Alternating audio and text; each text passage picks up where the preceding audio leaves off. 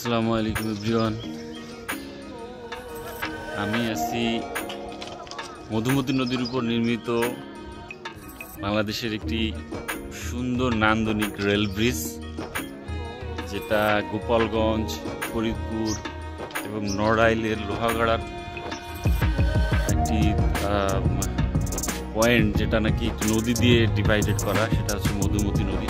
তার উপরে এই রেল ব্রিজটা, খুবই চমৎকারভাবে এই রেল ব্রিজটা নির্মাণ করা হয়েছে। রেল ব্রিজটা মূলত পদ্মা সেতু হয়ে রেলটা এই ব্রিজের উপর দিয়ে যশোর সম্মুখে ট্রেনটি যাবে, সেজন্যই নির্মাণ করা। এখানে মধুমতি নদীর উপরে যে কালনা সেতু আমরা দূরে দেখতে পাচ্ছি, এটি কালনা সেতু। পাশাপাশি দুটি সেতু নির্মাণ করা হয়েছে, খুবই সুন্দর ডিজাইন।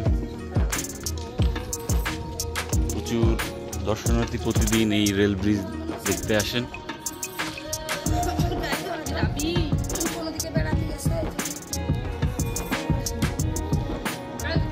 পাশেই মধুমতি নদী, আমরা নদীর উপরের অংশে আছি।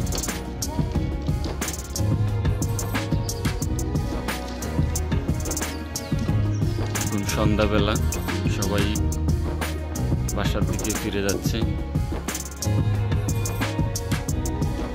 মধুমতি নদীর পানিটাও খুবই স্বচ্ছ, দেখলেই মনে হয় যে নেমে গোসল করি, এরকম চকচকা পানি।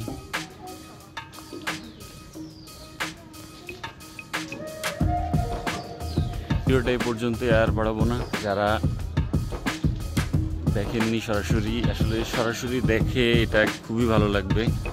অনেকেই এখানে সময় কাটাতে আসে, যেহেতু ট্রেনটা এখনও চালু হয়নি, ট্রায়াল বেসিসে একদিন এখান দিয়ে ট্রেনটা যশোর সম্মুখে